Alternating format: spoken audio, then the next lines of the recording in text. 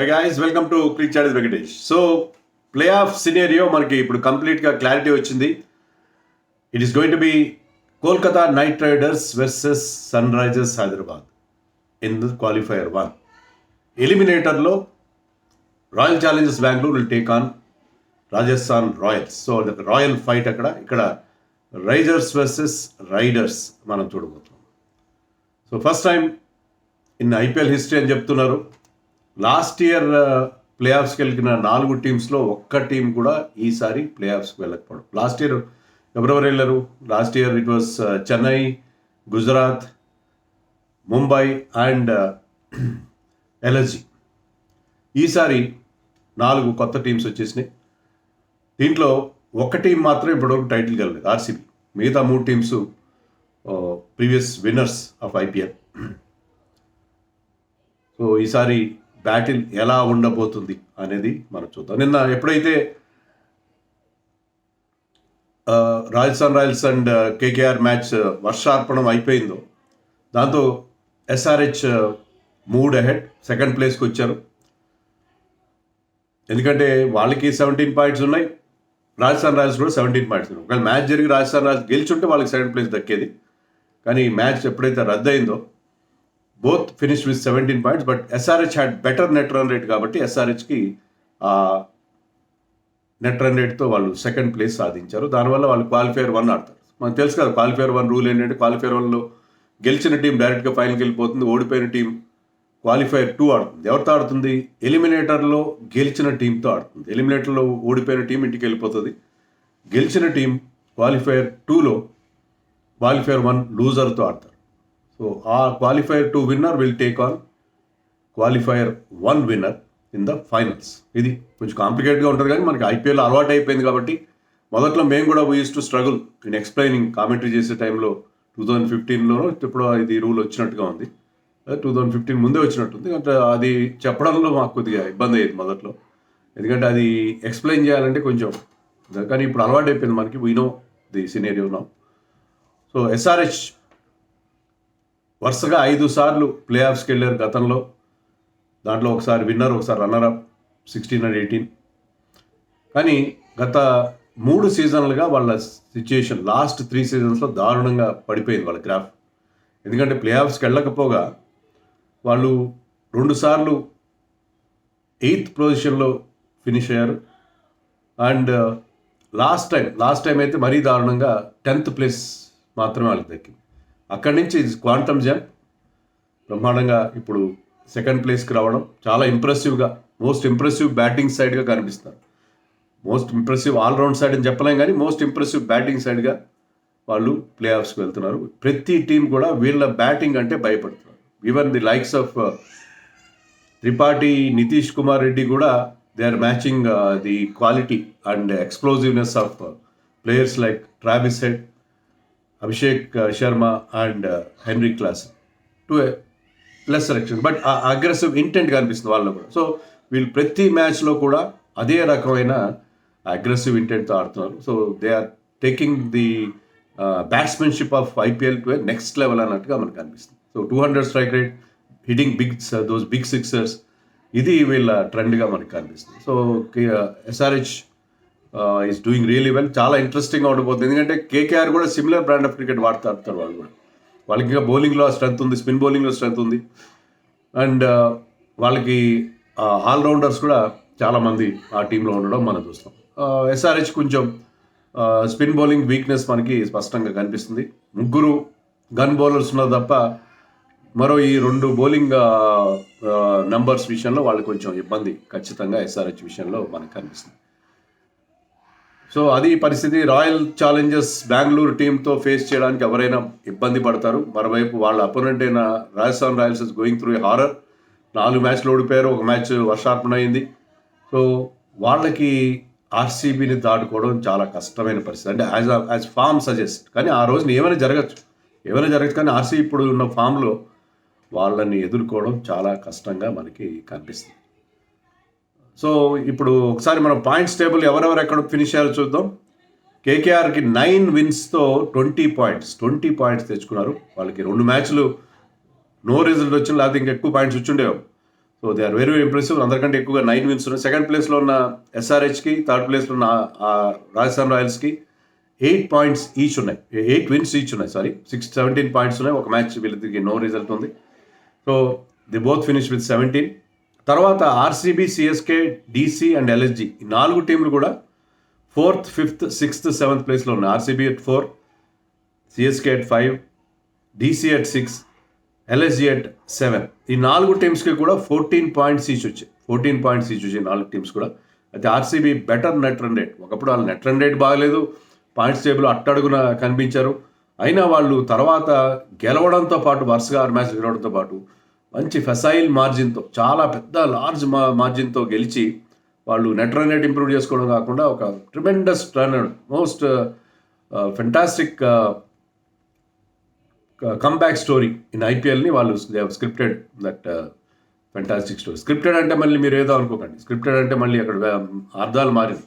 నేను వాడేది చాలా పాజిటివ్ సెన్స్లో వాడతాను. ఆమె పాజిటివ్ మ్యాన్. నేను నెగిటివ్గా ఫిక్సింగ్ అయిపోయింది, అదే అయిపోయింది ఏంటి, టాస్క్ 2 వైపులా, కాయిన్కి 2 వైపులా హెచ్చే ఉందంట కదా, అది ఏం మీకు కనబడదు. అది కాయిన్ తిరుగుతున్నప్పుడు ఒక ఊహ అనమాట.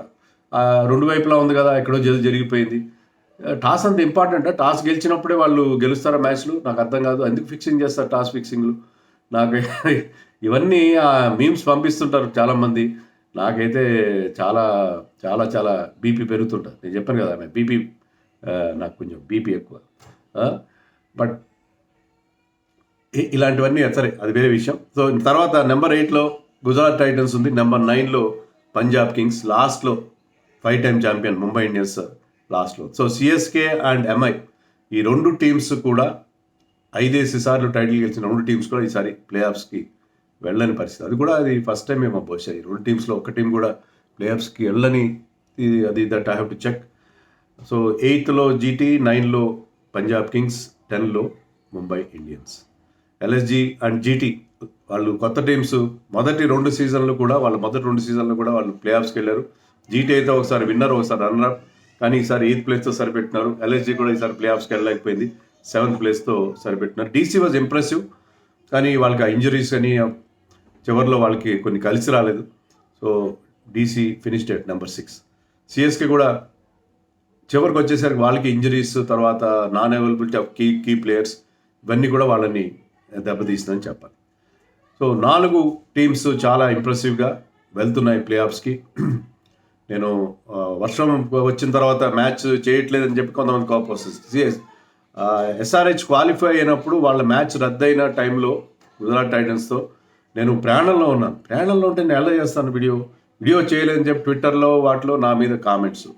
వీడియో చేయలేదు, అబాండెంట్ మ్యాచ్కి నేను వీడియోస్ చేయట్లేదు. అంతకుముందు గుజరాత్ టైటన్స్ మ్యాచ్ మరొకటి అబాండెంట్ అయింది, దానికి కూడా వీడియో చేయట్లేదు. అయితే ఎస్ఆర్హెచ్ క్వాలిఫై అయింది కాబట్టి వీడియో చేసి ఉండేవాడినేమో, కానీ but I was travelling then. ఎలా వీడియో చేస్తాను? దానికి నాకు ఎన్నో ఆపేదించి, because is an RCB fan, అతను వీడియో చేయలేదు అని ట్విట్టర్లో బోల్డంతా నడిచింది వ్యవహారం. అలాగే మన దగ్గర కామెంట్లు పెట్టారు, ఎస్ఆర్హెచ్ వీడియో ఎందుకు చేయలేదు. అయిపోయిన తర్వాత ఏం చేస్తాం మనం? నెక్స్ట్ డే ఈవినింగ్ వరకు I was not back in Hyderabad, I was travelling. So అక్కడ నేను వీడియో చేయలేకపోయాను.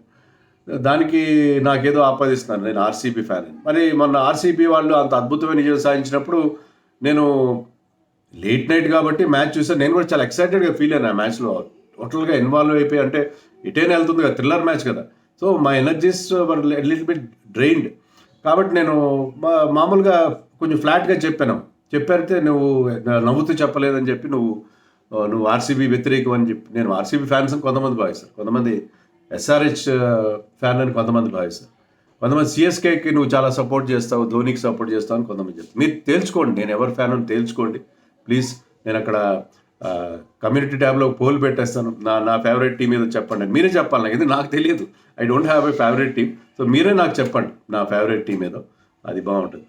అంతేగాని ఇలాంటి అర్థం లేని కామెంట్స్ పెడితే, నేను already I went on saying number of times that I don't have a favourite team. A team బాగా ఆడితే ఆ టీం గెలుస్తుంది అనుకుంటున్నా. అది ఒక న్యూట్రల్ అబ్జర్వర్గా నాకేమనిపిస్తుంది అంటే, ఎప్పుడు టైటిల్ గెలవని టీం గెలిస్తే చాలా అద్భుతంగా ఉంటుంది. ఐపీఎల్ కోసం చాలా బాగుంటుంది, ఎంతమంది ఛాంపియన్స్ ఉంటే అంత బాగుంటుంది.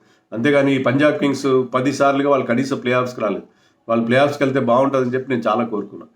అలాగే పంజాబ్ కింగ్స్ కానీ, ఢిల్లీ కానీ, ఆర్సీబీ కానీ, ఎల్ఎస్జీ కానీ ఎప్పుడూ టైటిల్ గెలవని ఈ టీమ్స్ టైటిల్ గెలిస్తే బాగుంటుందని కూడా నేను కోరుకున్నాను. అంతే తప్ప పలానా టీం గెలవాలి, మన ఎస్ఆర్ఎస్ టీం గెలవాలి, ఇలా ఎస్ఆర్ఎస్ టీం గెలిస్తే నాకు ఎక్కువ వ్యూస్ వస్తాయి, ఆర్సీబీ టీం గెలిస్తే ఎక్కువ వ్యూస్ వస్తాయి, అలా కూడా ఆలోచించాను. ఏముంది, ఇవన్నీ టెంపరీ థింగ్స్, ఈసారి వ్యూస్ వస్తే ఈసారి రావు. ఇండియా వరల్డ్ కప్ గెలిచి ఫైనల్కి వెళ్ళే వరకు నాకు మన ఛానల్కి విపరీతమైన ఎప్పుడు లేనంత వ్యూవర్షిప్ అంతా వచ్చింది, బాగానే ఉంది. కానీ ఎప్పుడైతే మన వాళ్ళు ఫైనల్లో ఓడిపోయారో సబ్స్క్రిప్షన్స్ కూడా పడిపోతాయంట. నాకు ఏదో స్పోర్ట్స్ తక్కువలోనే ఎక్కడ చూశాను ఏంటంటే, ఎప్పుడైతే ఇండియా ఓడిపోతుందో కొంతమంది అన్సబ్స్క్రైబ్ చేస్తారు. అంటే అత్త మీద కోపం దొత్త మీద చూపించడం అంటారే ఒక సామెత ఉంది. అట్లా ఇండియా ఓడిపోతే అది యూట్యూబర్స్ మీద, అనలిస్టుల మీద కోపం చూపిస్తారు కొంతమంది. అలాగా అప్పుడు సబ్స్క్రిప్షన్స్ పడిపోవడం, తర్వాత ఒక 2 నెలల వరకు views have gone down. So ఇవన్నీ హెచ్చు తగ్గులు అన్నీ ఉంటూనే ఉంటాయి. సో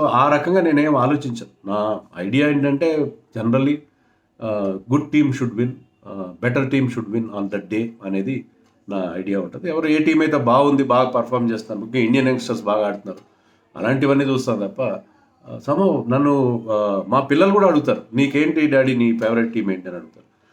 నేను చెప్తాను నాకు ఏది ఫేవరెట్ టీం లేదని వాళ్ళకి కూడా నేను క్లారిఫై చేయాల్సి వస్తుంది. So because I don't know, because over maturity వల్లనేమో, ఎక్కువ చూడడం వల్లనేమో, క్రికెట్ ఓవర్ మెచ్యూరిటీ వల్లనేమో ఐ డోంట్ హ్యావ్, ఈవెన్ సినిమాల విషయంలో కూడా I don't have any favourite stars. కొంతమంది ఫేవరెట్ డైరెక్టర్స్ ఉన్నారు, మంచి సినిమాలు తీస్తారు కాబట్టి వాళ్ళ సినిమా కళ్ళు మూసుకొని చూస్తారు. లైక్ రాజ్ కుమార్ హిరానీ, మీకు మున్నా భాయ్ లాంటి సినిమాలు తీసిన రాజ్ కుమార్ హిరానీ, 3 Idiots, అతనంటే నాకు హీఈస్ మై ఫేవరెట్ డైరెక్టర్. అలాంటి చూస్తాను తప్ప హీరోల్లో కూడా నాకు ఎవరు ఫేవరెట్స్ లేరు. సో అది మీకు కొంచెం క్లారిఫికేషన్ ఇద్దామని చెప్తాను. ఓకే, ఇంకా మనకు ఇంపార్టెంట్ ఆస్పెక్ట్ ఏంటంటే, నాకు కూడా డౌట్ వచ్చింది, ఈ మధ్య ఎన్ని వర్షాలు పడుతున్నాయి కదా, మరి ప్లే ఆఫ్స్లో వర్షాలు పడితే పరిస్థితి ఏంటి? 3 మ్యాచ్లు చాలా ఈ లాస్ట్లో ఎప్పుడు లేని మనకి అన్సీజనల్ రెయిన్స్ వస్తుంది. యాక్చువల్గా మనకి జూన్ 10 తర్వాత మనకి మాన్సూన్ సెట్ ఆన్ అవుతుంది ఇండియాలో, ఓకే, సౌత్ ఇండియా. కానీ ఈసారి చాలా ఎక్కువ వర్షాలు పడుతున్నాయి అన్ని చోట్ల, ఎక్సెప్ట్ అప్ నార్త్ తప్పితే. మీకు అటు గుజరాత్లో వర్షం పడింది, ఇటు ఈస్ట్లో అస్సాంలో వర్షం పడింది, మన డౌన్ సౌత్ హైదరాబాద్లో వర్షం పడింది. సో వర్షం ప్రమాదం పొంచి ఉంది ప్లే ఆఫ్స్ కూడా. మరి ఏంటి రూల్ ఏంటి అనేది నేను ఒకసారి చెక్ చేశాను. అది మీకు కూడా, నాకెలా డౌట్ వచ్చింది, మీకు కూడా డౌట్ వచ్చింది, కొంతమంది అడుగుతున్నారు ఆల్రెడీ.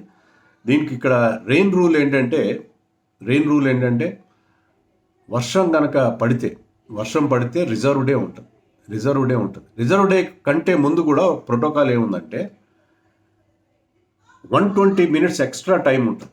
మీరు కరెక్ట్గా అర్థం చేసుకోండి. మ్యాచ్ ఎప్పుడు స్టార్ట్ అవుతుంది? మన మ్యాచ్ 7 గంటలు స్టార్ట్ అవుతుంది కదా, మీకు 2 hours ఎక్స్ట్రా టైం ఉంటుంది. అంటే మీకు 9కో 9:30, 9:40కో 9:40 అనుకుంటా, 9:40 కూడా వర్షం ఆగిపోయిన తర్వాత ఫుల్ 20 hours మ్యాచ్, అంటే చాలా లేట్ అయిపోతుంది match, but full 20 hours match జరగడానికి ప్లే ఆఫ్స్లో ఆ వెసులుబాటు కల్పించారు. అంటే మీకు 2 hours ఎక్స్ట్రా టైం అనేది ప్లే ఆఫ్స్కి ఉంది. అంటే వర్షం 7 o'clock నుంచి వర్షం పడుతుంది, 9 వరకు వర్షం పడింది, 9 తర్వాత మ్యాచ్ స్టార్ట్ అవుతుంది అనుకోండి, అప్పటికి మనకు ఓవర్స్ రెడ్యూస్ కావు. మామూలుగా ఏంటంటే ఒక కట్ ఆఫ్ పాయింట్ తర్వాత number of overs will start getting reduced, కానీ ఇక్కడ రెడ్యూస్ కావు. మీకు 9:40 అనుకుంటా, 9:40 కూడా you can have a full 40 over match. అది ప్లే ఆఫ్స్లో ఉంది ఫస్ట్ డే రోజున. అలా కూడా సాధ్యం కాలేదు. ఎప్పటిలాగే 5 hours will constitute A match, 5 hours side will constitute A match. అలా కూడా కుదరలేదు. టోటల్గా వర్షం పడింది. రిజర్వ్ డే ఉంటుంది. రిజర్వ్ డే రోజున ఒకవేళ ఫస్ట్ డే రోజున కొంత మ్యాచ్ జరిగింది, కానీ అది కంటిన్యూ అవుతుంది. అలాగే 2019లో మనం న్యూజిలాండ్తో ఆడినప్పుడు ఒక ఇన్నింగ్స్ మనం ఆడాం, తర్వాత రోజు ఒక ఇన్నింగ్స్ వాళ్ళు ఆడారు, తర్వాత రోజు మనం బ్యాటింగ్ చేసాం. అలా కాకుండా ఇక్కడ మీకు ఫ్రెష్గా సెకండ్ డే రోజున కండిషన్స్ మారుతాయి కాబట్టి ఆ ఫుల్ మ్యాచ్ నెక్స్ట్ డే జరిపే ప్రయత్నం చేస్తారు. అది పరిస్థితి. అలా కూడా కాని పక్షంలో మరి ఇంకా తప్పనిసరి అయితే పాయింట్స్ టేబుల్లో ఎవరు ముందున్నారు అనేది విజయాన్ని డిసైడ్. అందుకనే మీకు పాయింట్స్ టేబుల్లో ప్లే ఆఫ్స్కి రావడంతో పాటు మీరు సాధించే ప్లేస్ కూడా చాలా ఇంపార్టెంట్. సో ఇది వర్షానికి సంబంధించి ఉన్న రూల్స్. సో ప్లే ఆఫ్స్లో వర్షాలు పడినా కూడా, ప్లే ఆఫ్స్ ఎప్పుడెప్పుడు ఉన్నాయి?